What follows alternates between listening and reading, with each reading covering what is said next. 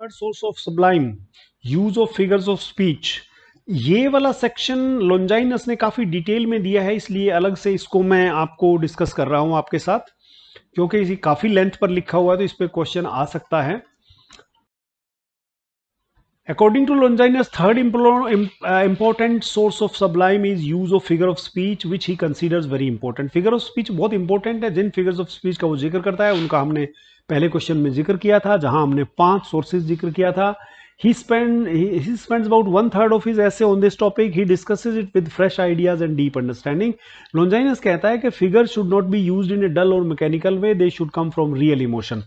When used naturally, they make style more powerful. Powerful style makes the figures more effective. Figures are tools of art. They should not feel artificial. Figures of speech का इस्तेमाल बड़ी art से होता है, artificial नजर नहीं आने चाहिए। A good style hides the effort behind it, making it feel natural. अच्छा स्टाइल होगा तो बहुत फिटिंगली, जैसे कहीं भी नजर नहीं आता है कंसीट, फेमस कंसीट जो अनडन का जो है, if they be two they are two so, उस वाले में। तो अगर स्टाइल अच्छा है तो पता नहीं लगेगा कि फिगर ऑफ स्पीच का यूज किया है। Longinus does not talk about all figures, he only marks a few figures, special and emotional, और उसमें खास तौर पर वो 4 फिगर्स जो हमारे सामने हैं इनका वो जिक्र करता है। Rhetorical question, asking A question for effect, not an answer.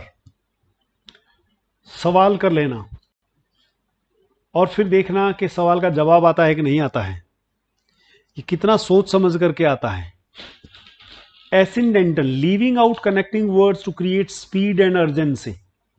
बहुत इफेक्ट होता है इसका, बहुत नेचुरल लगता है। कोई आदमी धड़ाधड़ गाली दे रहा हो तो उसमें बीच में वर्ब, नाउन, एडजेक्टिव, एडवर्ब कुछ छूट गया हो, बड़ा नेचुरल लगता है। Hyperbaton, changing the usual order of words to show strong emotion. जब आदमी बहुत इमोशनल होता है तो sentence simple, compound, complex sentence नहीं बोलता है, उसके सेंटेंस में शब्दों का ऑर्डर चेंज हो जाता है, वो इमोशंस को दर्शाता है। पेरिफ्रेसिस, यूजिंग लॉन्गर और indirect expressions like breathed his last instead of died. Indirect expression, periphrasis. Periphrasis शब्द से ही पता लगता है कि बाहर की बाउंड्री पर घूमते रहना, एग्जैक्ट शब्द ना बोलना, है ना। जैसे वो मर गया कहने की बजाय ही breathed his last. He believes that when these are used with true feeling, they make writing more lively, emotional. He gives example from famous writers of past to support his idea. One powerful figure in 4 के अलावा है apostrophe, which is direct emotional address to someone, something। जैसे हम odds में आमतौर पर करते हैं, ओ वाइल्ड वेस्ट विंड, वो एपोस्ट्रोफी है। एपोस्ट्रोफी क्या होता है? सीधा संबोधन। It strongly stirs feelings and adds force to speech. In the same way rhetorical questions when inspired by passion make speech energetic and natural. Natural और energetic लगते हैं अगर रेटोरिकल क्वेश्चन उसमें किए गए। Asyndeton creates a fast emotional flow of ideas like a rush of feelings.